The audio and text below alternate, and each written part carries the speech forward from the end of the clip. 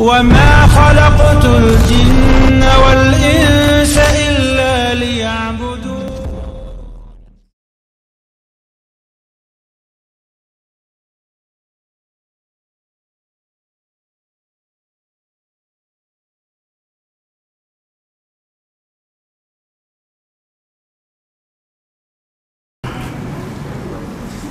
Assalamualaikum warahmatullahi wabarakatuh.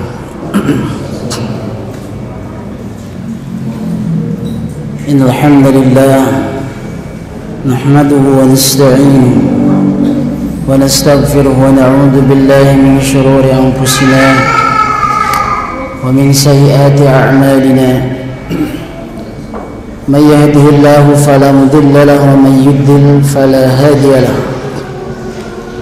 أشهد أن لا إله إلا الله وحده لا شريك له وأشهد أن محمدا عبده ورسوله.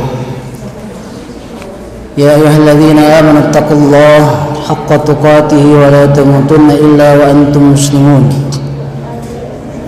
يا أيها الناس اتقوا ربكم الذي خلقكم من نفس واحدة وخلق منها زوجها وبث منهما رجالا كثيرا ونساء. واتقوا الله الذي تساءلون به والأرحام إن الله كان عليكم رقيبا. يا أيها الذين آمنوا اتقوا الله وقولوا قولا سديدا يصلح لكم أعمالكم ويغفر لكم ذنوبكم ومن يطع الله ورسوله فقد فاز فوزا عظيما. أما بعد فإن أصدق الحديث كتاب الله وخير الهدي هدي محمد صلى الله عليه وسلم وشر الأمور محدثاتها وكل محدثة بدعة وكل بدعة ضلالة وكل ضلالة في النار. Ma'asyiral ikhwan wal akhwat kaum muslimin wal muslimat rahimakumullah. Pertama puji dan syukur mari kita persembahkan kepada Allah Subhanahu wa taala yang dengan limpahan rahmat dan karunia Allah taala kita masih diberikan kesempatan, diberikan kemudahan oleh Allah Azza wa Jalla untuk senantiasa hadir di majlis yang mudah-mudahan dimuliakan oleh Allah taala, yaitu majlis ilmu. Semoga Allah Ta'ala senantiasa melimpahkan ridhonya atas segala langkah-langkah kita hadir di majelis ilmu ini. Dan semoga pula Allah Subhanahu wa Ta'ala menjadikan kita sebagai orang-orang yang senantiasa mengamalkan ilmunya. Karena orang-orang yang selamat, orang-orang yang dikategorikan sebagai as-su'ada adalah mereka-mereka yang beramal atas ilmunya. Dan juga salawat beserta salam semoga tercurah limpahkan kepada Nabi Muhammad sallallahu alaihi wasallam, dan juga semoga tercurah kepada keluarga beliau, kepada sahabat, tabi'in dan tabi'it tabi'in, dan kita semua mudah-mudahan dikategorikan atau termasuk kepada umatnya yang senantiasa mencintai beliau dengan mengikuti sunnah-sunnah Nabi sallallahu alaihi wasallam. Dan semoga dengan itu Allah Tabaraka wa Ta'ala kelak mengumpulkan kita di surganya bersama beliau sallallahu alaihi wasallam. Jamaah kaum muslimin wal muslimat rahimakumullah. Insyaallah kita akan lanjutkan pembahasan kitab Tauhid. Masih di pembahasan bab ya minasyirki, ya, di antara atau termasuk kepada kesyirikan, ya, lubsul hilqah wal khayti wa nahwihima li raf'il bala'i aw daf'i. Termasuk kepada kesyirikan, ya, memakai gelang atau memakai kalung, ya, benang dan sejenisnya untuk mengangkatkan bala atau ujian atau menangkal bencana, ya. Dan di pertemuan yang lalu kita telah membahas seputar penjelasan dari bab ini dan juga penjelasan tafsir surah Az-Zumar ayat 38. Dan insyaallah kini kita akan lanjutkan pembahasan dari dalil yang berikutnya. Dalil yang kedua dari bab ini adalah hadis Nabi sallallahu alaihi wasallam. Qala al-muallif rahimahullahu taala. Muallif rahimahullahu taala berkata, An Imran bin Husain radhiyallahu anhu, diterima dari Imran bin Husain radhiyallahu taala anhu, anna Nabi sallallahu alaihi wasallam ra'a rajulan, sesungguhnya Nabi sallallahu alaihi wasallam pernah melihat seorang laki-laki, fi yadihi hulqatan atau fi yadihi hulqah, fi yadihi hulqatun min sufrin, yang mana di tangan si laki-laki ini ya ada gelang yang terbuat dari sufur. Sufur itu timah. Ya. Lalu Nabi berkata kepada si laki-laki ini, faqala ma hadhihi, ini apa-apaan? Jadi di tangan laki-laki ini ada apa? Ada gelang yang terbuat dari timah. Ya. Lalu si laki-laki itu menjawab, kenapa dia memakai gelang tersebut? Dia menjawab, minal wahina, disebabkan karena wahina, disebabkan karena rasa sakit yang menimpa. Yang disebutkan oleh para ulama, wahina ini sakit yang menimpa bagian tangan atau bagian lengan. Ya, dengan menyimpan gelang itu, orang-orang Arab terutama berharap ya mereka sembuh dari rasa sakit yang ada di lengannya. Jadi Nabi nanya mahadi ini bukan nanya apa ini. Ini mengingkari ya. Ini apa-apaan? Kamu pakai apa? Pakai gelang. Jawaban si laki-laki itu, ini disebabkan karena rasa sakit. Yang ada di mana tadi? Di lengan. Bahasanya itu disebutnya apa? Al-wahina. Ya. Faqala, lalu Nabi ya berkata, inzi'ha, lepaskan. Ya, lepaskan gelang tersebut. Fa innaha la taziduka illa wahnan, maka sesungguhnya gelang tersebut tidak menambah kepadamu kecuali sakit atau lemah. Gelang yang kamu pakai itu semakin menambah dirimu semakin apa? Semakin lemah. Fa innaka, kata Nabi SAW, sesungguhnya engkau lau mitta wa hiya alaihi, andaikan engkau mati sedangkan gelang itu ada di tanganmu, kata Nabi SAW, ma'aflahta abadan, kamu tidak akan pernah beruntung selama-lamanya. Ya. Nah, ini hadis ini diriwayatkan oleh Imam Ahmad bisanadin la ba'sa bihi, dengan sanad yang tidak mengapa. Maksudnya ya masih dianggap sebagai isnad yang hasan. Baik jemaah, ini dalil yang kedua dari bab ini tentang memakai gelang atau memakai benang dalam rangka mengangkatkan penyakit, menangkal bencana dan musibah. Ini disebutkan salah satu hadis yang diterima dari seorang sahabat yang bernama Imran ibn Husain. Imran ibn Husain ini disebutkan oleh para ulama, ini adalah seorang sahabat Nabi SAW yang mulia, berasal dari Bani Khuza'ah.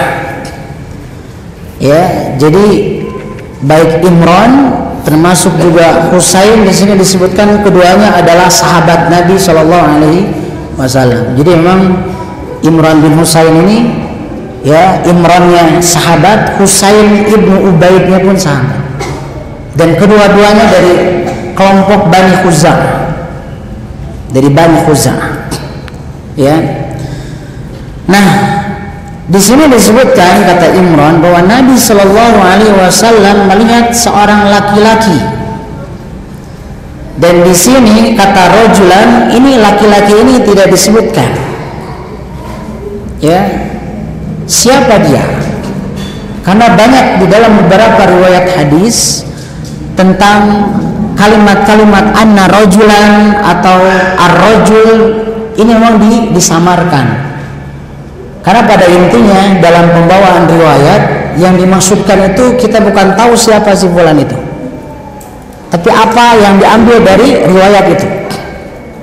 Makanya seringkali diimubham kan, disamar, ya. Nah, sebagian riwayat menyebutkan bahwa laki-laki itu sebenarnya Imran bin Husain sendiri.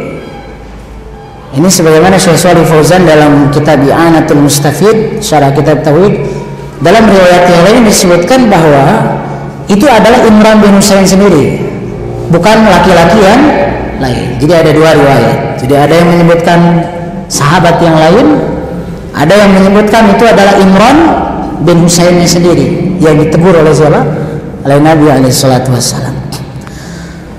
Nah, tapi sebagaimana diuraikan bahwa Nabi Shallallahu Alaihi Wasallam melihat ya di laki-laki ini, dia ini memakai satu halaqah atau hilqah, bisa diartikan gelang atau apapun yang melingkar, itu dalam bahasa Arab sebagai halqah atau hilqah.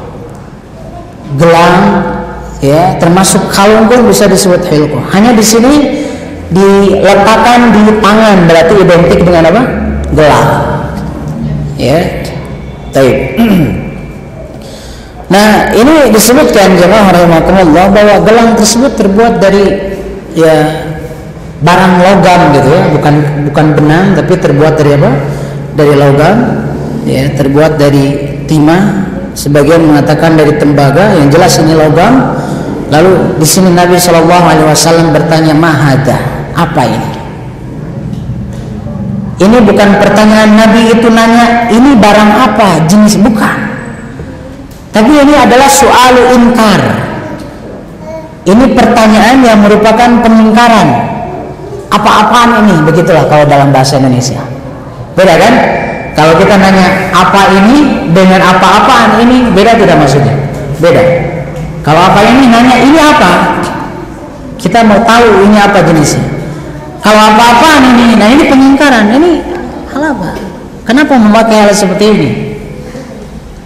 Ya, lalu jawaban si laki-laki tadi, ya, bahwa ini minal wahina. Nah, ini dari kata mahada ini, kata para ulama disebutkan, ini menjadi dalil wajibnya kita mengingkari hal yang mungkar.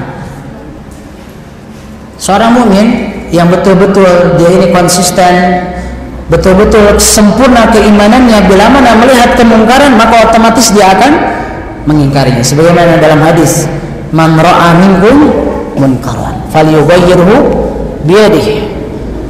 Sesiapa yang melihat kemungkaran maka ubahlah dengan apa? Tangannya. Fa illam yastati' fa bilisanihi. Kalau tidak mampu maka ubahlah dengan apa? Dengan lisannya. Nabi nanya mahada, ini dalil bahwa seorang manusia ya sebelum dia mengingkari pula dia harus tahu ini maksudnya apa. Ini pertanyaan mahada, ini satu Nabi pun bertanya ini maksudnya untuk apa. Jadi kita pun tidak boleh memponis sesuatu yang belum jelas, yang sifatnya masih berpotensi beberapa kemungkinan. Ya, makanya tanyakan dulu kenapa begitu, baru kita mengeluarkan satu penjelasan. Ya, karena memang maksud dari si pelaku ini ternyata kurang baik, maka Nabi mengingkarinya. Jadi hati-hati mengingkari sesuatu itu harus betul-betul tahu kedudukannya ini apa. Baru setelah itu kita ingkari, maka harus jelas ya apa yang kita ingkari itu. Nah, lalu si fulan tadi, si laki-laki tadi menjawab kenapa dia memakai gelang tersebut, katanya minal wahina. Secara tidak langsung dia memakai itu karena dia itu sakit. Wahina itu tadi sudah disebutkan satu penyakit yang menimpa apa? Lengan. Di kalangan orang-orang Arab lebih dikenal dengan istilah apa? Wahina. Orang Arab sudah menjadi kebiasaan kalau mereka ada rasa sakit di bagian tubuh, mereka suka menggunakan apa? Gelang. Misalkan di kaki pakai gelang, itu penghilang sakit menurut mereka. Ya, kalau di tangan maka kanan, maka di tangan kanan memakai gelang itu. Kalau di tangan kiri maka dipakai di tangan kiri. Ya, mereka meyakini bahwa gelang tersebut bisa menghilangkan rasa apa? Rasa sakit. Ya, nah maka Nabi SAW merespon apa yang dia jawab, kata Nabi, inzi'ha. Ya, ini salah satu hal yang merupakan reaksi yang sangat tegas. Lepaskan itu, copot itu, ya, segera apa? Lepaskan dari tanganmu itu. Ya, ini dari kata-kata Nabi inziha ini menjadi salah satu faidah bagi kita. Kalau misalkan ada kemungkaran, ya hendaklah kita segera mengingkari itu dan segera menghilangkannya. Makanya Nabi setelah mengatakan ya inziah, langsung Nabi menyuruh orang itu untuk apa? Melepas. Jadi jangan sampai seseorang yang misalkan dia ini melakukan kemungkaran, lalu dia itu ditegur, itu kemungkaran. Kalau kita orang-orang termasuk orang beriman, maka hendaklah langsung meninggalkan. Ini pun sahabat Nabi, ini bukan orang kafir yang dimaksud di sini kan? Ini adalah seorang sahabat apa? Nabi. Karena memang ada kebiasaan atau tradisi yang melekat di orang-orang Arab bahwa kalau memakai gelang di bagian tubuh yang sakit, mereka yakini itu akan menghilangkan rasa apa? Sakit. Sehingga sahabat pun menggunakan itu. Saat Nabi nanya, ini kenapa? Ini karena rasa sakit di tangan ini. Maka kata Nabi, lepaskan. Segera, berarti tidak ditunda. Ya, saat kemungkaran itu segera. Lalu Nabi memberikan penjelasan kenapa itu harus dilepaskan. Kadang di saat kita melihat kemungkaran, kita mengingkari kemungkaran itu, pasti orang yang berbuat mungkar bertanya, kenapa saya tidak boleh begini? Pasti nanya argumentasinya. Apa alasannya saya tidak boleh begini? Pasti begitu kan? Ini menandakan bahwa orang yang mengingkari kemungkaran harus dibekali dengan ilmu. Kita membabi buta misalkan mengingkari kemungkaran, lalu ditanya, kenapa antum mengingkari? Ya saya nggak tahu. Wah, ini jangan seperti itu. Dia hanya modal ngotot dan modal apa? Otot saja. Tidak didasarkan kepada apa? Ilmu. Ini Nabi bertindak, lepaskan itu, lalu Nabi menjelaskan. Ya, lalu Nabi SAW menjelaskan, ya fa innaha la taziduka illa wahnan. Justru gelang yang kamu pakai itu semakin menambah kamu semakin sakit. Ada yang menyebutkan wahnan ini semakin lemah. Ad-dha'fu wal marad. Ya, nah makanya ini adalah salah satu dalil kalau kita terapkan, aplikasikan dengan apapun yang misalkan kita memiliki percaya dengan satu barang jimat yang dipakai. Di sini disebutkan bahwa apapun jimat ataupun gelang, benang yang digunakan yang tujuannya untuk menghilangkan penyakit atau kemudaratan, yang ada itu sebaliknya. Yang ada itu apa? Sebaliknya. Bagaimana kalau misalkan saya alhamdulillah ini merasakan ya lebih bugar misalnya, itu hanya sugesti saja yang ada di dalam diri kita. Padahal kita sudah ketergantungan dengan apa? Barang. Ini disebutkan ya bahwa orang yang menggunakan barang itu justru bukan menghindarkan dari penyakit, itu mendatangkan penyakit. Bahkan lebih bahaya dari itu, penyakit yang lebih bahaya itu penyakit ketergantungan diri kita terhadap barang itu. Itu yang menambah kecemasan dan menambah kekhawatiran. Misalkan gini, aduh ini barang ini betul-betul diistimewakan, sampai kemana-mana barang itu dibawa, kemana-mana, mau berangkat kerja dibawa, mau safar dibawa. Karena ini suatu saat dia lupa, karena manusia lupa kadang-kadang, ini dia langsung cemas, langsung dia khawatir, aduh saya takut sakit. Nah ini apa, jiwa dia semakin lemah. Ya, berbeda dengan orang yang bertawakal kepada Allah Subhanahu wa taala misalkan. Jadi orang ini, kalau orang yang ketergantungan dengan barang itu jadi bertawakal kepada benda itu. Bukan bertawakal kepada siapa? Kepada Allah Subhanahu wa taala. Sedangkan orang yang bertawakal kepada Allah, la yahimmu syai'un fatajiduhu nasyitan, qawil azimah, murtah ad-dhamir, munsyarih as-sadr, wa tajid alladhi yakhafu min ghairillah wa yasta'milu hadhihi ar-ribatat dha'ifal jism munhikal qawi mahmuman hazinan yatakhawafu min kulli syai'. Jelas bahwa orang yang ini perbedaan jamaah. Jadi orang yang ketergantungan dengan gelang, dengan kalung, ya, dengan benda-benda yang dia pasangkan di tubuh dengan tujuan yang menghilangkan penyakit, ini dia tidak akan tenang hatinya. Justru semakin dia ini makin lemah. Berbeda dengan orang yang bertawakal kepada Allah Subhanahu wa taala, hatinya akan tenang, ya, dadanya akan lapang dan tekadnya akan kuat karena dia tahu yang menyembuhkan itu hanyalah siapa? Allah Subhanahu wa taala. Ini jelas. Kata Nabi SAW, lepaskan, karena gelang itu yang ada semakin menambah kamu semakin apa? Semakin lemah. Bahkan Nabi melanjutkan, fa innaka law mitta wa hiya 'alaika ma aflahta abadan. Nabi SAW menjelaskan, jika engkau mati lalu engkau tidak taubat dan gelang masih ada di tanganmu itu, engkau tidak akan apa? Engkau tidak akan bahagia selamanya. Ya, nah ini jamaah rahimakumullah, dari kata fa innaka law mitta, ya, wa hiya 'alaika ma aflahta abadan, ini menunjukkan bahwa misalkan bila mana ada seseorang, ya, dia ini berbuat apa? Syirik, ya, berbuat kesyirikan, lalu dia ini tidak taubat kepada siapa? Kepada Allah Subhanahu wa taala, ini sangat berbahaya jemaah. Nabi menyebutkan ma aflahta abadan. Kata-kata Nabi SAW ini, engkau tidak akan mendapatkan al-falah. Al-falah ini adalah kita selamat dari hal-hal yang ditakuti dan juga memperoleh hal-hal yang diinginkan, itu yang disebut dengan al-falah. Kita terhindar dari hal yang ditakuti, misalkan di akhirat kita dijauhkan dari apa? Neraka, dan kita memperoleh apa yang kita inginkan, yaitu kita masuk ke dalam apa? Surganya Allah Subhanahu wa taala. Jadi Nabi SAW,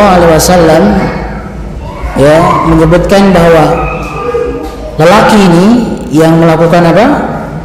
Ya, kesalahan, ya, lalu Nabi menyuruh untuk melepaskan apa? Gelangnya itu, ya, ini yang disebutkan kalau dia mati dan itu masih dipakai gelang itu, tidak akan bahagia selama. Ini coba jamaah rahimakumullah, Nabi sedang berkata dengan seorang sahabat, bukan orang biasa, ya. Nabi SAW berkata dengan seorang sahabat, dan kita tahu bagaimana keutamaan para sahabat di sisi Allah Subhanahu wa taala. Mereka ini adalah khairul qurun. Walaupun mereka itu khairul qurun, tapi andaikan ini, karena memang yang namanya sahabat ini, ya, tidak menutup kemungkinan mereka ini tidak masuk, kan? Mereka kadang terjerumus kepada apa? Salah. Sehingga Nabi SAW, ya, misalkan Nabi mendapati di kalangan sahabat, ya, ada yang apa? Yang melakukan kesalahan atau apapun itu yang tidak sesuai dengan aturan Allah dan Rasulnya, maka langsung Nabi SAW menegurnya. Langsung Nabi SAW menegurnya dan sahabat mengikutinya. Ya, sahabat Nabi SAW pun mengikutinya. Wa yata'allaqu bihadzal hadis mas'alatun mu'asirah. Ya, ini juga apa? Berkaitan dengan hadis ini, masalah yang modern di zaman sekarang, yaitu berkaitan dengan gelang-gelang yang sering sekarang, ya, dipakai oleh sebagian orang, ya, batu-batu tertentu yang katanya menghilangkan apa? rematik, meningkatkan stamina, apalah dijual kan sekarang banyak. Di zaman sekarang pun banyak hal-hal seperti itu, ya, dengan alasan ini akan bermanfaat dalam pengobatan. Padahal kaidah di dalam syariat ini disebutkan bahwa syariat itu tidak mungkin menyelisih akal. Dan sebenarnya ya secara medis ya, hal-hal yang seperti itu ya diteliti misalkan. Karena itu sebenarnya benda-benda biasa sebenarnya, batu dan lain sebagainya. Ya kecuali misalkan obat-obat yang memang secara kedokteran itu memang memiliki ya faidah. Karena ada secara ilmiah. Sekarang kan hal-hal yang sifatnya logam dan lain sebagainya, ini jelas-jelas bertentangan dengan logika kita. Dan syariat ini sebenarnya tidak bertentangan dengan akal.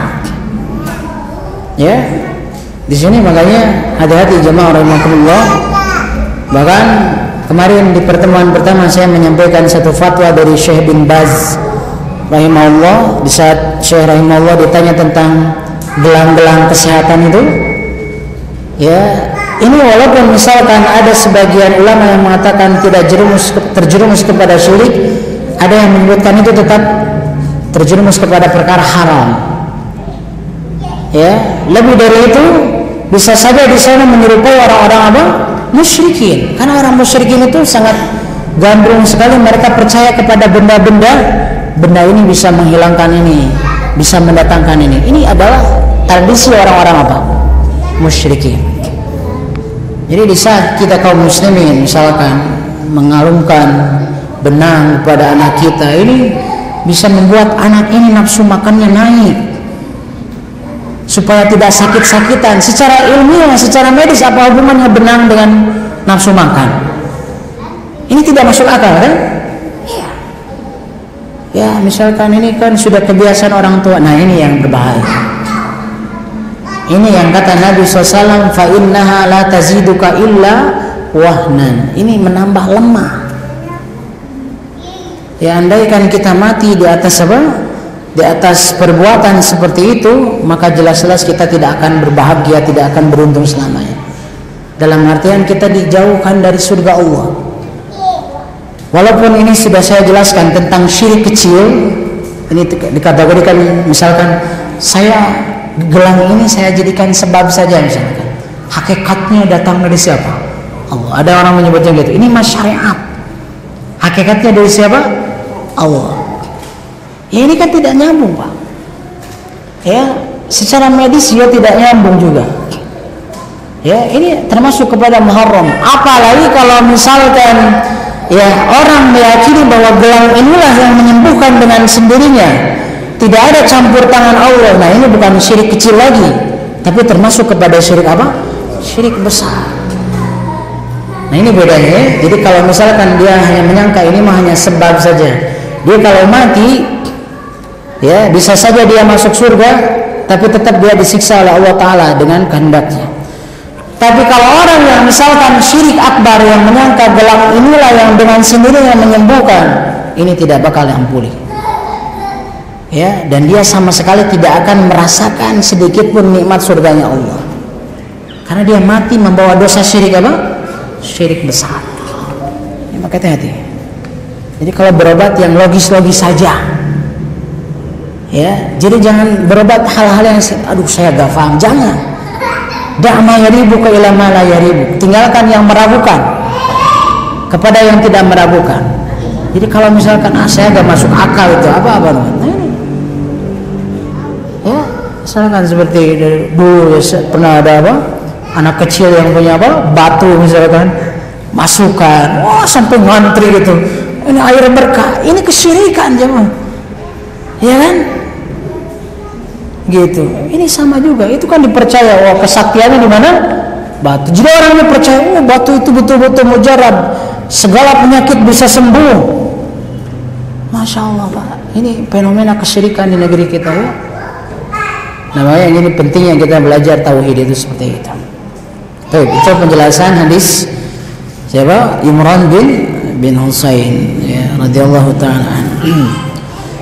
Kita akan lanjutkan Qala rahimahullah, Syekh rahimahullah taala berkata, ya, masih di dalam dalil berikutnya dari bab ini, walahu an Uqbah bin Amir radhiyallahu anhu marfu'an. Dan juga masih dari riwayat Ahmad, ya, masih dalam riwayat Ahmad, an Uqbah bin Amir radhiyallahu anhu. Ini dalil yang kedua ini, yang ketiga ini diterima dari Uqbah bin Amir radhiyallahu anhu marfu'an, diterima secara marfu'. Man ta'allaqa tamimatan, barang siapa yang menggantungkan jimat, fala atammallahu lah, maka Allah tidak akan menyempurnakannya, tidak akan menyempurnakan maksud dan tujuannya. Itulah kiranya. Wa man ta'allaqa wada'atan, barang siapa yang menggantungkan sejenis wada'ah, wada'ah ini ya sejenis kalung, kawan, fala wada'allahu lah, maka Allah pun tidak akan apa? Tidak akan memberikan ketenangan kepada orang ini. Baik. Nah, ini jamaah rahimakumullah, ya. Ini hadis yang ketiga, ya, atau dalil yang ketiga. Ya, ini salah satu hal yang menjadi dalil tentang menggantungkan jimat atau menggantungkan benang atau gelang. Di sini disebutkan dalam hadis ini, barang siapa yang menggantungkan, maksudnya menggantungkan di tubuhnya. Ada yang mengatakan hatinya ketergantungan dengan satu barang yang digantungkan itu, sehingga dengan ketergantungan ini menimbulkan keyakinan bahwa barang itu bisa mendatangkan manfaat dan menjauhkan apa? Madarat. Ini sama halnya bukan hanya di tubuh kita, ya. Jadi makanya Nabi tidak menyebutkan ta'allaqo ini fil badan, tidak, tapi bisa saja digantungkan di rumah kita, digantungkan di toko kita, di tempat jualan kita. Satu tamimah tadi, ya. Jadi tamimah ini ada yang terbuat dari berbagai macam bahan, ya, kai, benang atau logam dan lain sebagainya. Yang jelas itu bisa digantungkan lah, ya. Ada yang digantungkan di mobil misalkan. Ini supaya menjauhkan dari tindakan-tindakan orang yang jahat. Ini padahal termasuk perbuatan jahiliyah. Orang yang menggantungkan tamimah atau jimat, yang sering kita sebut ya jimat dalam bahasa kita, ya, maka Nabi menyebutkan dalam hadis ini, fala atammallahu lah, maka Allah tidak akan menyempurnakan maksudnya. Ini doa dari Nabi. Jadi kalimat fala atammallahu lah ini doa dari siapa? Nabi SAW. Jadi orang yang menggantungkan jimat, menggantungkan apapun itulah, ya, barang-barang yang dia yakini itu bisa mengusir kejahatan, bisa menangkal malapetaka, Nabi langsung mendoakan orang ini, maksudmu tidak akan kesampaian ke sana, gitulah. Fala atammallahu lah. Jadi ini akan berbalikan dengan maksudnya, dan Rasulullah SAW adalah sosok yang doanya diijabah. Dan doa yang disampaikan oleh Nabi SAW ini meliputi orang yang menggantungkan apapun dalam dirinya atau dalam selain dirinya, di rumahnya, di tokonya, di mobilnya. Tujuannya untuk apa? Menghindarkan diri dari kejahatan, maka dia ini tidak akan kesampaian maksudnya. Ya, makanya Nabi mendoakan orang ini, fala atammallahu lah. Ya, Allah tidak akan menyempurnakan maksud dan keinginannya. Justru yang ada kecemasan, kejahatan, keburukan-keburukan dari manusia itu akan menimpa orang ini. Ini akibat diijabahnya doa dari siapa? Nabi SAW. Ini ingat, Nabi SAW itu diijabah doanya. Nabi mendoakan orang yang ketergantungan dengan jimat, Allah tidak akan berikan keinginannya. Makanya hati-hati jemaah. Makanya ini insyaallah, ya, misalkan ya, maksud misalkan agar anak kita misalkan dijauhkan dari godaan jin, digantungkan, ini akan semakin mendekatkan apa? Jin. Di rumah kita banyak jimat-jimat. Dari sana yang ingin menjauhkan dari datangnya jin ke rumah kita, yang ada jin itu semakin apa? Suka berdatangan. Tidak menutup kemungkinan ada di antara salah satu keluarga kita yang diganggu oleh jin tersebut, karena gara-gara di rumah kita menyimpan apa? Jimat. Makanya hati-hati. Makanya ini ya betapa sering fenomena-fenomena, misalkan ada yang diganggu oleh jin sampai dia teriak-teriak. Ini tanya kepada orang ini, antum menyimpan jimat tidak? Ya, kalau dia punya itu, buang segera seperti yang tadi yang Nabi lakukan. Ini menambah bahaya. Ya, ini menambah keburukan, mendatangkan kejahatan, bukan menghindarkan.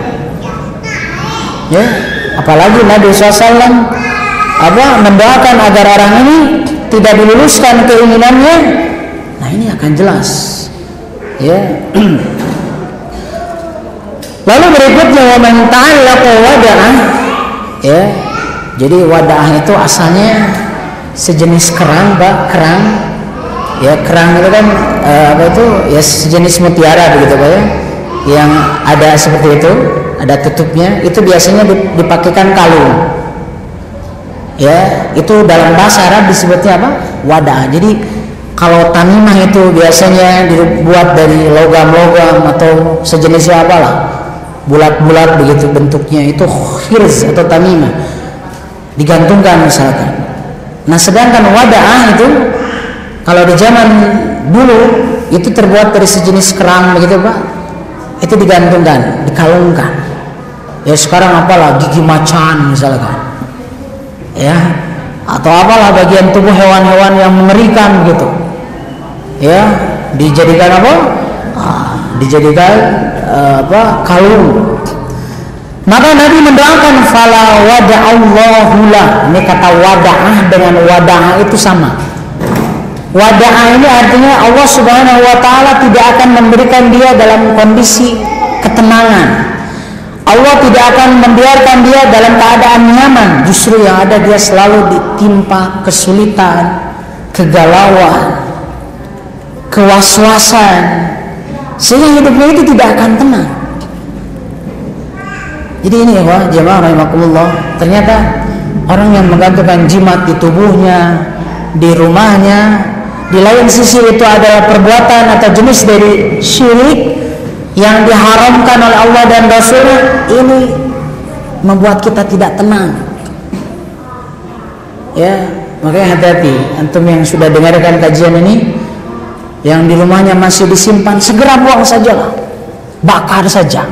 Jangan, aduh gimana ini, takut efeknya. Ini kan wasiat dari abah saya misalkan, wasiat dari uyut saya. Antum lebih takut uyut atau Allah sih? Nah ini, ya, kata Allah, fala takhafuhum wa khafuni. Jangan kamu takut kepada mereka, takutlah kepada kami, kata Allah. Ini yang kadang-kadang yang sering ya di kita lebih takut kepada selain Allah. Ini kan bahaya, ini bagian dari kesyirikan juga. Ya, ini hati-hati jemaah rahimakumullah. Nah, makanya tadi Nabi menyebutkan dua doa yang diucapkan kepada orang yang menggantungkan jimat. Allah tidak akan hasilkan maksud dan tujuannya, dan Allah tidak akan biarkan dia tenang. Orang itu pasti akan tidak apa? Tenang. Orang itu pasti cemas. Ya. Terus bagaimana obatnya agar dia hilang dari dua doa Nabi tadi? Ya bertaubat. Agar dia ini terlepas dari doa Nabi tadi, Allah tidak akan luluskan maksudnya, Allah tidak akan berikan dia ketenangan. Maka jadi hendaklah dia bertaubat kepada siapa? Allah Subhanahu wa taala. Ini seringkali lah kalau kita memiliki kerabat dekat atau saudara yang misalkan dia ini ya tidak tenang hidupnya, kadang-kadang seperti itu. Ya, bagaimanapun juga ketenangan manusia ini itu karena ibadah. Dan ketidaktenangan, kecemasan itu disebabkan karena dosa. Apalagi dosa yang paling besar, itu apa? Syirik. Dan bahasan kita ini kan tentang syirik. Walaupun sebagian ulama mengkategorikan syirik asghar, kalau meyakini itu hanya sebab saja. Tapi ini bahaya jamaah rahimakumullah. Dan saya yakin ya, kalau seorang manusia walaupun dia memiliki harta yang banyak ya, dalam kehidupannya misalkan tercukupilah sisi duniawinya, tapi hatinya tidak tenang, nyaman tidak hidup begitu? Tidak akan.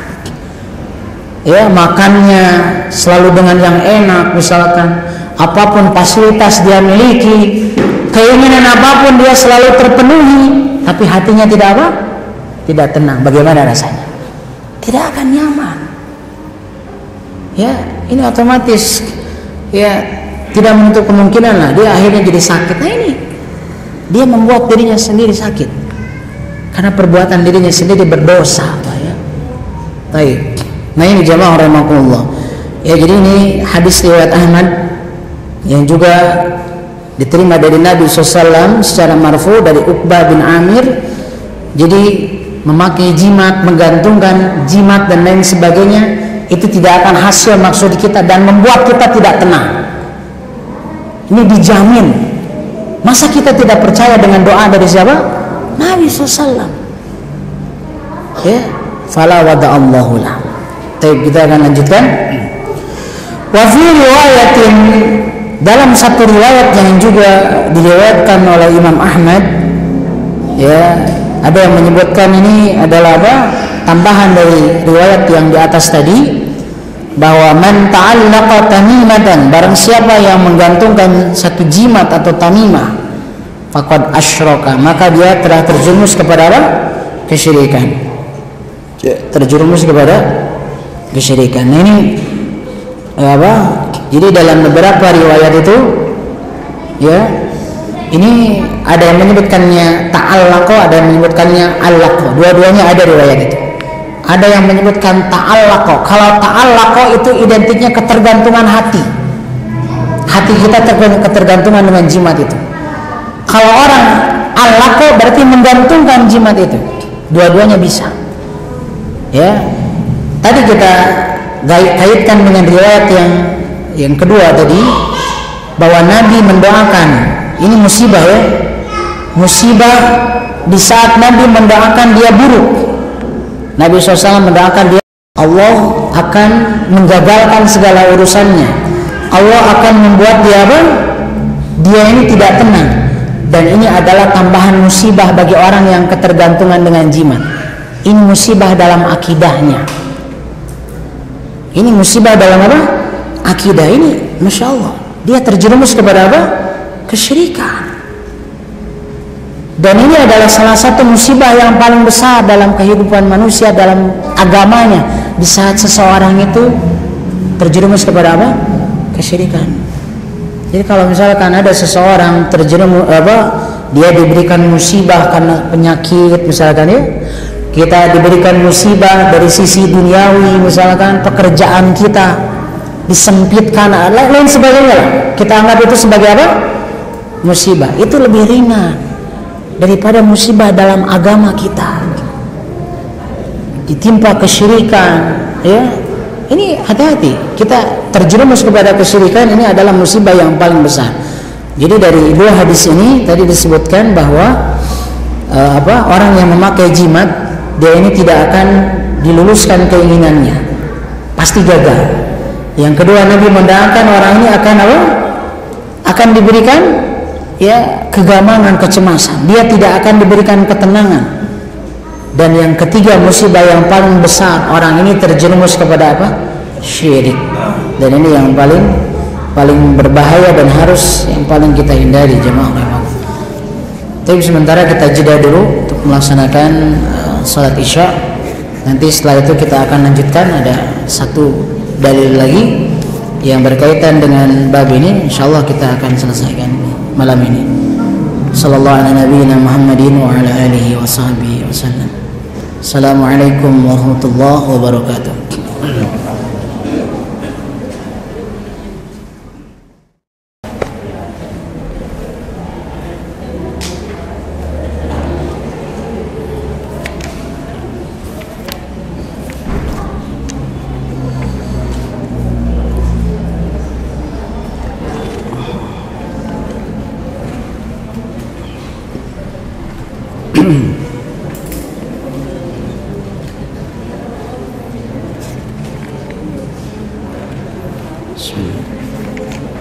Assalamualaikum warahmatullahi wabarakatuh.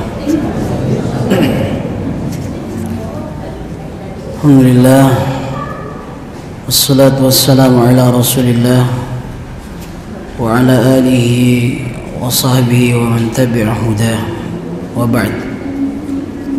Ma'asyiral muslimin wal muslimat, ikhwan akhwat yang dirahmati Allah Ta'ala, kita akan lanjutkan kembali pembahasan bab tentang termasuk kesyirikan memakai gelang, benang dan sejenisnya untuk menangkal atau mengangkatkan malapetaka atau musibah. Dan tadi kita sampai kepada hadis Uqbah, riwayat yang menyebutkan bahwa barang siapa yang menggantungkan atau ketergantungan dengan jimatnya, maka dia telah terjerumus kepada kesyirikan. Ya, apalagi kalau misalkan orang itu dia meyakini dengan hatinya bahwa barang itulah yang betul-betul menghindarkan dia dari dari kesulitan, yang menghindarkan dia dari penyakit, ya, dengan sendirinya tanpa intervensi Allah Ta'ala. Nah, ini termasuk kepada syirik besar, yang mana bila mana si pelakunya dia mati tidak bertaubat, maka dia diancam akan masuk ke neraka selama-lamanya. Nah, lalu kita akan lanjutkan dalil yang terakhir, jamaah rahimakumullah, dari bab ini. Ini adalah dalil yang terakhir. Di sini disebutkan al-muallif Syekh Muhammad At-Tamimi rahimahullah taala, wali Abi Hatim an Hudzaifah, atau wali bin Abi Hatim dan dari Ibnu Abi Hatim. Ini satu asar yang dikeluarkan dalam tafsir Ibnu Abi Hatim, walaupun sebagian ulama mengatakan dalam asar ini ada kedhaifan karena keterputusan sanadnya. Di sini disebutkan an Hudzaifah, dari Hudzaifah, annahu ra'a rajulan fi yadi khaytun minal humma, bahwasanya dia melihat, ya, seseorang, ya, Hudzaifah melihat seorang lelaki yang di tangannya ada benang. Kalau ini benang, bukan gelang, tapi benang. Ya, samalah, sejenisnya juga dipakai di tangan, melingkar di tangan. Biyadi khaytun minal humma. Kenapa orang ini menggunakan benang tersebut? Karena orang itu sering terkena penyakit demam, panas. Nah, misalkan sering, ya, seperti di zaman dulu, misalkan, ya, anak-anak misalkan kalau panas ini pakai ini, pakai kalung ini, pakai gelang ini. Mirip kasus ini dengan hadis ini. Lalu beliau membaca ayat faqata'ahu. Nah, lalu beliau memotongkan benang tersebut, dipatahkan, dipotongkan, diputuskan oleh siapa? Hudzaifah. Lalu dia membaca ayat wa ma yu'minu aktsaruhum billah illa wa hum musyrikun. Dan kebanyakan manusia itu tidak beriman kepada siapa? Allah. Tidak beriman kepada rububiyahnya Allah, kecuali kebanyakan mereka itu melakukan kesyirikan. Melakukan kesyirikan. Baik, ini hadis yang terakhir. Jadi ini adalah salah satu asar yang mengalami inqita' dalam sanad, karena Ibnu Abi Hatim ini bukan sahabat, ya, seorang, ya, pengarang kitab tafsir, dan dia menisbatkan ini kepada Hudzaifah. Jadi dalam asar ini Hudzaifah al-Yaman, dia itu melihat seorang laki-laki yang menggunakan benang di tangannya, ya, disebabkan karena dia ini sering terkena penyakit demam.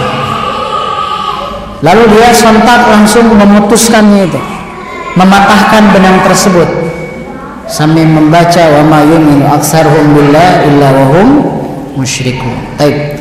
Nah, apa yang dilakukan oleh Hudzaifah bin al-Yaman radhiyallahu an, memutuskan, ya, atau memotong benang tersebut dari laki-laki tadi ini menunjukkan perbuatan izalatul munkar, menghilangkan kemungkaran. Jadi Hudzaifah mengikuti jejak Nabi SAW. Di saat melihat kemungkaran itu langsung diputuskan, dipatahkan. Ya. Nah, lalu apa yang dia baca? Hudzaifah membaca satu ayat, wa ma yu'minu aktsaruhum billahi illa wa hum musyrikun. Jadi kebanyakan dari manusia itu mereka tidak beriman. Ya, kepada siapa? Allah Subhanahu wa taala. Ya. Jadi maksudnya ya di antara manusia ini di antara manusia ini banyak yang berbuat syirik, walaupun misalkan di antara mereka ini yang berbuat kesyirikan itu ternyata ada yang percaya kepada rububiyah juga. Di lain sisi kita lihat fenomena kesyirikan-kesyirikan yang terjadi di zaman jahiliyah dulu itu disebabkan karena apa? Disebabkan karena mereka itu syirik dalam uluhiyah. Di satu sisi juga ya, ini lebih parah lagi bila mana syirik itu dalam rububiyah. Ya, ini jamaah rahimakumullah, orang-orang musyrikin di zaman jahiliyah dulu, mereka ini mengakui Allah sebagai Rabbul Alamin, mengakui Allah Subhanahu wa taala sang pencipta langit dan bumi. Tapi kebanyakan dari mereka itu apa? Syirik. Nah, maksudnya dari ayat ini yang dibacakan oleh Hudzaifah, ya, kalau memang kita ini meyakini bahwa Allah Subhanahu wa taala yang memberikan penyakit, Allah pula yang menyembuhkannya, maka kita pun hanya meminta kepada siapa? Allah. Tidak boleh kita ketergantungan dengan benang, dengan gelang, menyatakan bahwa inilah yang bisa menyembuhkan anak saya dari penyakit dan lain sebagainya. Ini Allah menyebutkan wahum musyrikun. Ya, nah ini jamaah rahimakumullah. Maka kata para ulama, nah ini sahabat juga ya. Jadi sahabat yang ditegur oleh sahabat. Ya, ini menunjukkan bahwa kesyirikan ini bisa saja terjadi dari orang-orang beriman. Anna syirka qad yaqa wa yaksuru wuqu'uhu hatta min ahli iman in kana al-murad asy-syirkal asghar. Fasyirkul asghar qad yasduru min mu'minin kama yasduru minhu nifaqul amali wa yasduru minhu riya. Amma idza kana al-qasdu al-i'timad alaihi fa innahu yakunu min asy-syirkil akbar al-munafil iman. Tadi kan kita sudah bahas ya, ini sahabat. Hudzaifah melihat laki-laki sahabat juga, sesama sahabat siapa? Nah, ini jelas kita tidak diragukan keimanan mereka. Keimanan mereka tidak diragukan, tapi bisa saja kadang-kala terjadi. Ya, syirik, yaitu syirik apa? Syirik kecil. Nah, makanya di sini kata syarih bahwasanya ahlul iman pun ini bisa saja terjerumus kepada syirik apa? Syirik kecil. Apalagi misalkan syirik yang sangat samar seperti riya. Ini nifak amal. Tidak menutup kemungkinan seorang mukmin ini syirik ya dalam amalnya. Atau misalkan dia terjerumus ke dalam syirik kecil, segeralah dia bertaubat. Namun jangan sampai terjadi dia terjerumus kepada syirik apa? Syirik akbar. Nah, ini yang paling berbahaya. Karena seseorang yang terjerumus kepada apa? Syirik akbar ini, kalau mana dia mati lalu dia tidak bertaubat kepada siapa? Allah dari syiriknya, ini tidak akan selamanya masuk ke dalam surga Allah Subhanahu wa taala. Nah, makanya ya Nabi SAW mengajarkan kepada kita doa yang masyhur.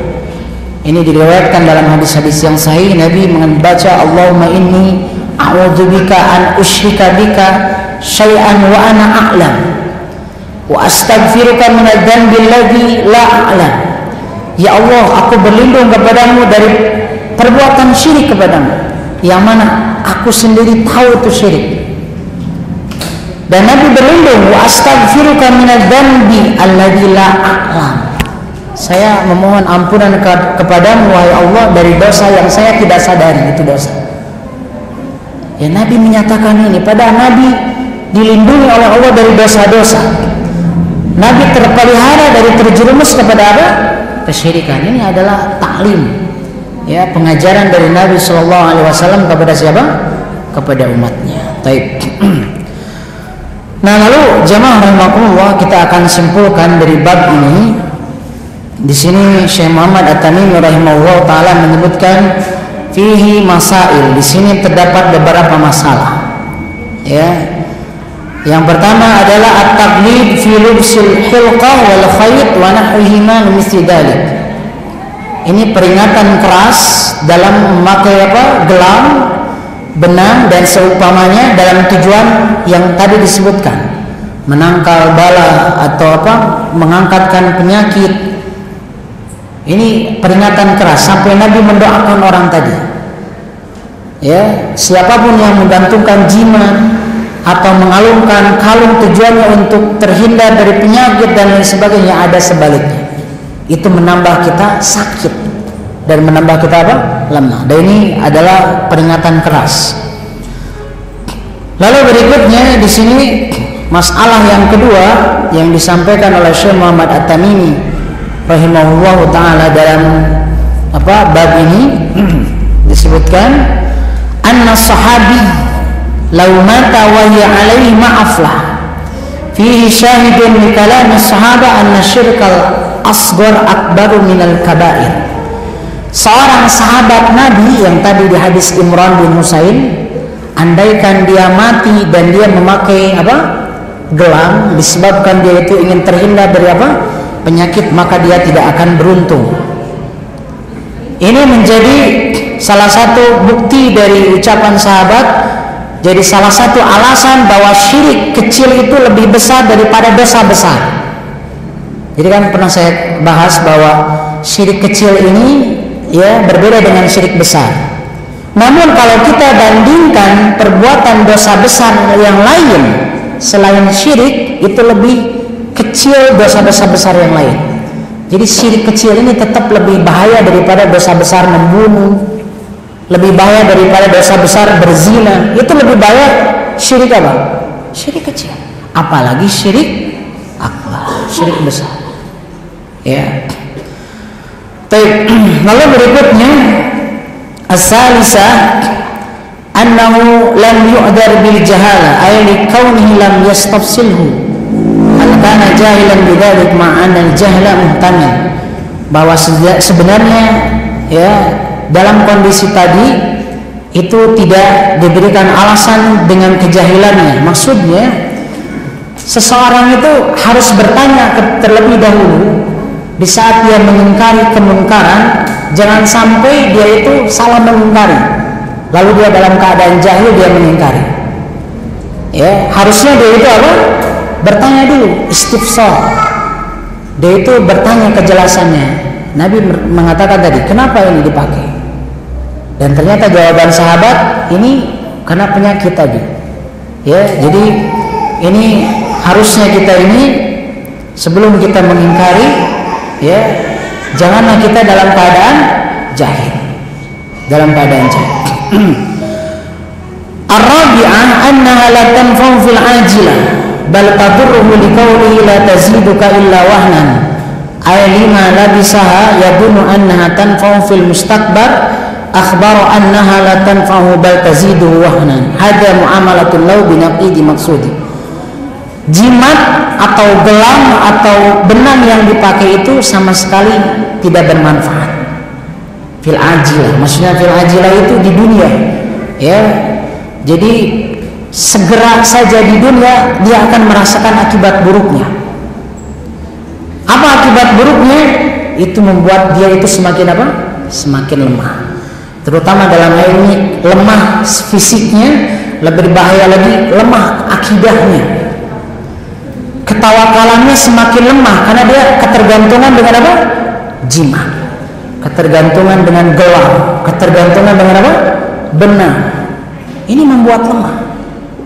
Ya tadinya dia itu apa? Dengan memakai benang itu ingin bermanfaat di masa yang akan datang. Ya ada, saat itu pun tidak bermanfaat. Apalagi di masa yang akan datang. Ini jelas ya bahwa pemakaian jimat ini tidak bermanfaat. Terus yang kelima, al-inkar bit-taghlid ala man fa'ala misla dzalik. Mengingkari satu perbuatan dengan tegas atas orang yang mengerjakan perbuatan yang semisal yang tadi di hadis tadi. Jadi ini setelah kita tahu bahwa itu adalah kemunkaran, maka kita harus bertindak tegas. Dan tegas ini bukan berarti radikal ya, bukan berarti ekstrim. Ini tegas sesuai dengan hukumnya. Ya, seperti Allah menghukum orang-orang yang membunuh secara disengaja dengan hukum apa? Qisas. Adanya hukum potong tangan, ini hukuman taglid, tegas, agar mereka ini jerah. Ya, ini pun misalkan kita melihat orang yang memakai jimat, misalkan ini kalau misalkan ya kita sudah memberikan nasihat, ya lalu kita putuskan dia gelang itu, ini hal yang disyariatkan dalam agama. Ya, walaupun misalkan ada si fulan misalkan dia suka memakai jimat, lalu jimatnya itu disimpan, lalu kita secara diam-diam dia potongkan aja, udah. Ini memang secara zahir, wah kita ini jahat misalkan ya, merusak barang orang, padahal kita membantu orang ini agar selamat akidahnya. Ya, membantu orang ini sebagaimana ini dilakukan oleh Nabi Ibrahim. Ya, merusak berhala-berhala yang disembah oleh kaumnya saat itu. Nah, ini jadi mengingkari dengan tegas, ini adalah hal yang disyariatkan di dalam agama. Lalu yang keenam, at-tasrih bi anna man ta'allaqa syai'an wukila ilaih. Dalam bab ini ada satu penjelasan atau pernyataan bahwa barang siapa yang ketergantungan dengan sesuatu maka dia akan selalu dilalahkan dengan perkara itu. Maksudnya itu dilemahkan dengan perkara itu. Maksudnya kalau misalkan kita ketergantungan dengan jimat, justru itu kita ini semakin lemah. Bukan semakin membuat kita ini kokoh dan kuat. Bukan semakin membuat kita ini teguh dalam pendirian. Ini semakin was-was. Saya menggunakan jimat ini, kenapa ya? Nah ini, saya bisa sehat tidak? Padahal sehat itu bukan karena jimat itu, bukan karena gelang itu, karena sehat itu datang dari siapa? Dari Allah. Ya, jadi orang yang ketergantungan dengan sesuatu, maka Allah akan membuat dia ini akan menjadi lelah dengan apa yang dia gantungi itu, dengan hal yang dia ketergantungan dengan hal itu. Makanya jangan ketergantungan kepada selain Allah. Bertawakallah hanya kepada siapa? Allah.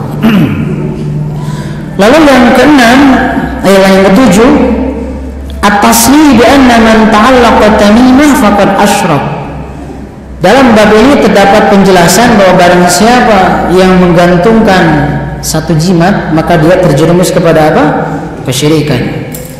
Kenapa syirik? Karena hatinya itu telah teralihkan yang asalnya meyakini bahwa yang mendatangkan manfaat dan madarat itu hanyalah siapa? Allah, lalu teralihkan kepada benda itu. Itulah yang disebut syirik. Ya, menyamakan Allah dengan benda itu. Coba bagaimana jemaah? Ini perbuatan yang tidak adab kepada Allah kan? Masa Allah disamakan dengan benda itu?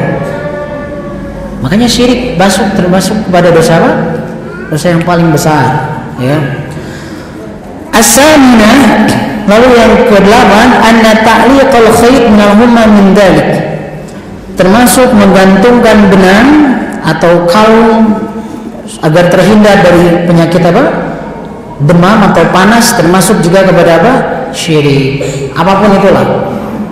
Ya, misalkan saya banyak sakit perut, tiap hari itu diare, pakai kalung ini, ya sama. Itu pun termasuk kepada syirik. Apa hubungannya sakit perut dengan kalung? Ya, kalau misalkan ini minum obat ini daun misalkan obat herbal atau ini logis apa yang kita makan. Secara ilmiah itu sebab. Tapi kalau ini apa hubungannya? Ya, termasuk juga misalkan anak kita kurang nafsu makan, misalkan ya sakit-sakitan terus, Ini ya termasuk bagian dari itu. Lalu yang ke-9, tilawatu Hudzaifah al-ayat.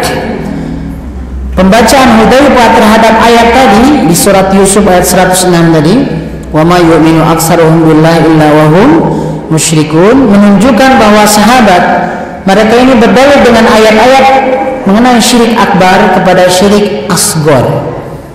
Ya, jadi memang ya banyak di antara sahabat yang mendalilkan ayat, ya, mana ayat ini menjelaskan tentang syirik akbar, ini betul-betul sangat waspada dan hati-hati.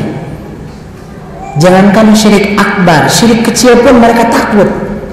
Makanya di saat Nabi menegur, Nabi memutuskan, ini mereka langsung taat. Ya, nah ini perlu kita teladani dari sahabat. Lalu yang ke-10, anna ta'liqal wadi' 'anil 'ain min dhalik. Ay ta'liqu ridafil 'ain min asy-syirkil asghar lima yahsulu ma min al-iltifatil qalb. Jadi kalau menggantungkan kalung dari apa? Dari sejenis mutiara atau kerang agar terlindungi dari ain, biasanya gitu. Jadi orang-orang Arab, ikhwan, mereka ini meyakini kalau kalung dari kerang itu agar menghindarkan diri dari ain. Ya, dari serangan orang-orang hasad. Mereka itu bagian-bagian tubuh biasanya, tubuh hewan gitu ya. Nah itu, ini pun termasuk kepada kesyirik. Lalu yang terakhir di sini ad-du'a ala man ta'allaqa tamimah annallaha la yutimmu lah wa man ta'allaqa wada'a fala wada'a Allahu lah.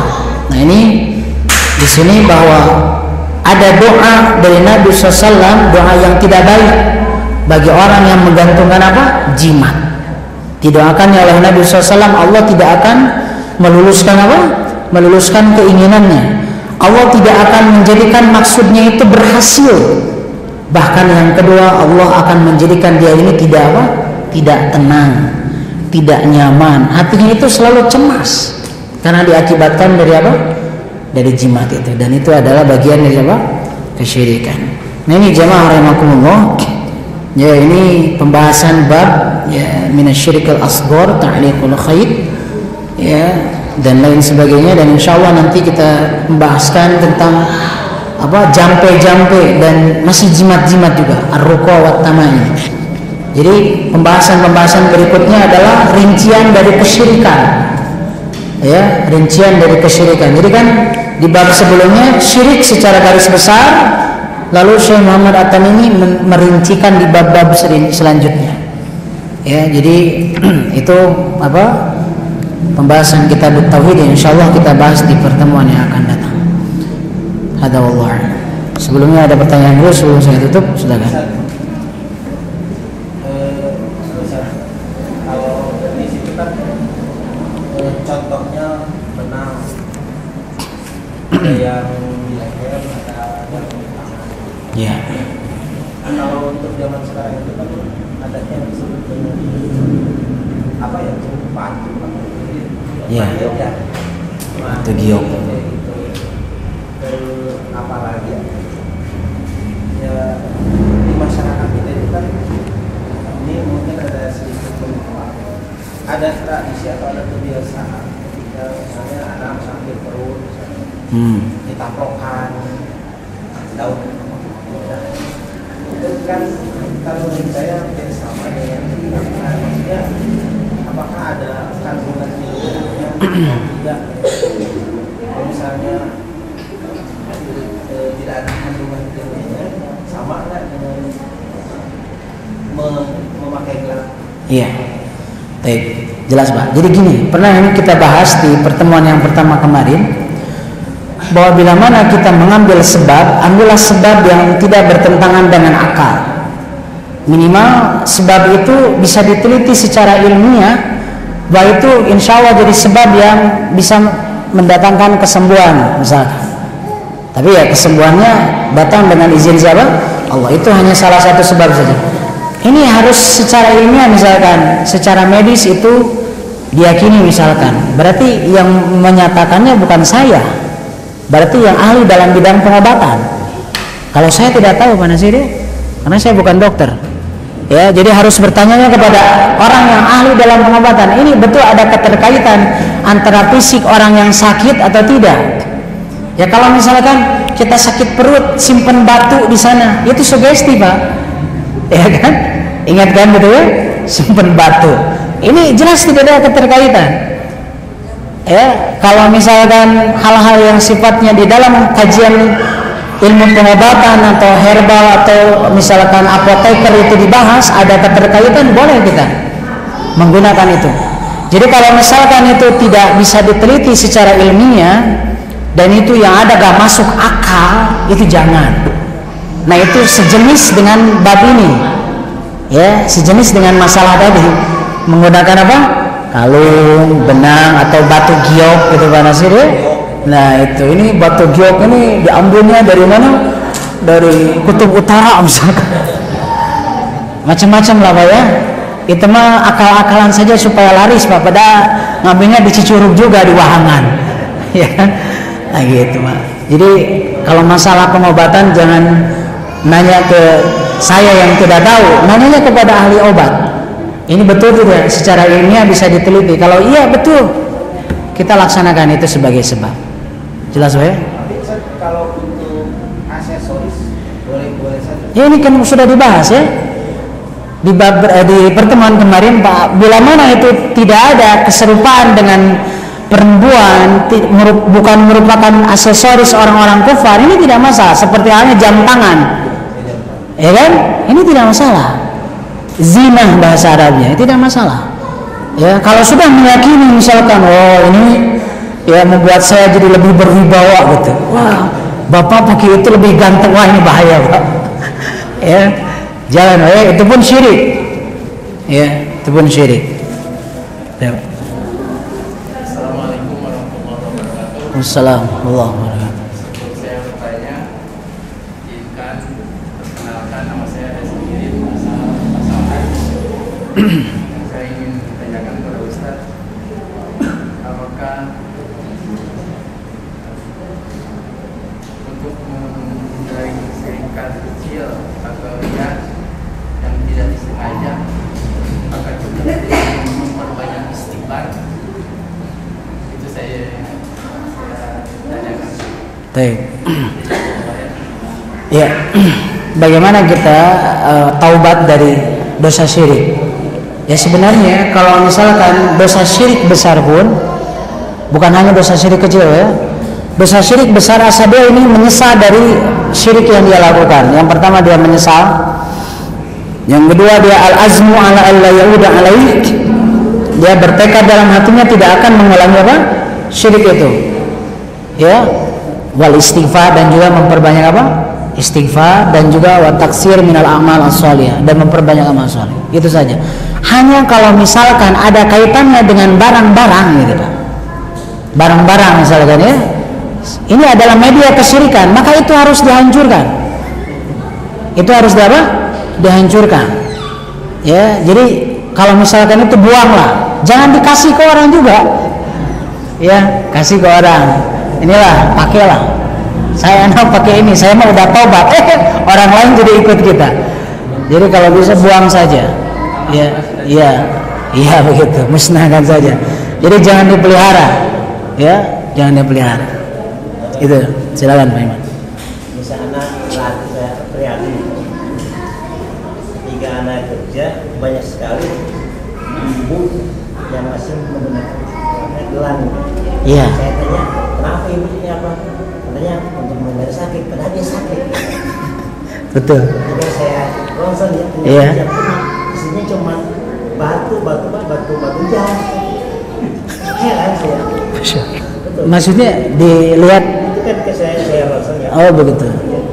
Ada kan Kelihatan. Batu jam ya. Iya.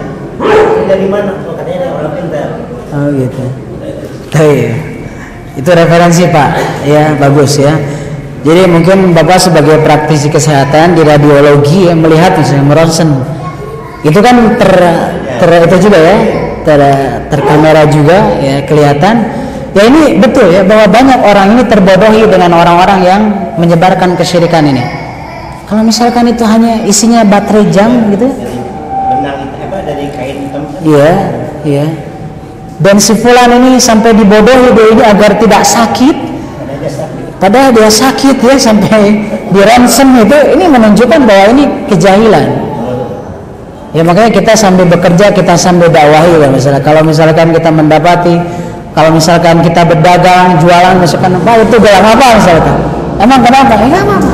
Sampaikan. Ini supaya saya rematik saya hilang, asam urat saya hilang. Apa hubungannya asam urat sama gelang, ya kan? Ya, begitu. Jadi memang ini tersebarnya kesyirikan ini diantaranya banyak orang-orang dijahili oleh orang-orang yang berbuat syirik juga. Mereka yang mengajak orang-orang agar berbuat syirik. Mereka kelebihannya mereka agar dapat untung. Ya, menjual benang isinya hanya baterai jam ini kan untung, ya kan?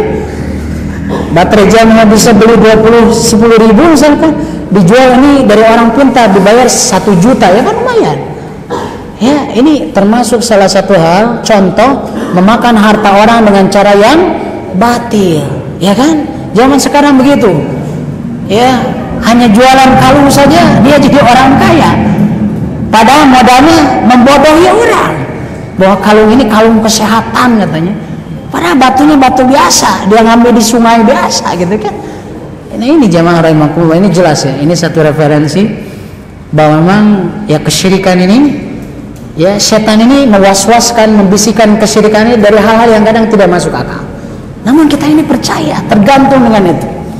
Ya, makanya kita berdoa semoga Allah Ta'ala menghindarkan kita dari kesyirikan. Tapi saya kira cukup, ya sudah cukup malam, insyaallah nanti kita akan lanjut di pembahasan bab berikutnya. Subhanakallahumma wa bihamdika asyhadu an la ilaha illa anta astaghfiruka wa atubu ilaik. Wassalamualaikum warahmatullahi wabarakatuh.